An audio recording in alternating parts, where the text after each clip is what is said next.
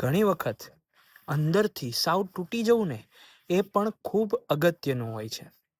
કારણ કે જેટલા પણ સારા સારા ઝાડ છે એ પણ પાનખરની અંદર એના બધા જ પાંદડાઓ છે એ ખેરવી નાખે છે.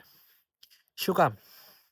કારણ કે જ્યારે ફરી વખત એની ઉપર નવા પાંદડા આવશે ત્યારે એમાં નવું જીવન આવ્યું એવું લાગશે.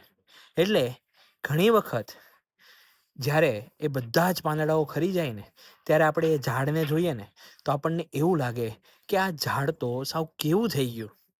એવું જ આપણા જીવનનું છે કે જ્યારે આપણે સાવ તૂટી ગયેલા હોય એમ લાગે અને આપણને એમ લાગે કે હવે આ સાવ જીવન તો કેવું થઈ ગયું, ત્યારે સમજવાનું કે એકચ્યુઅલમાં આપણી પાનખર ઋતુ ચાલી રહી છે.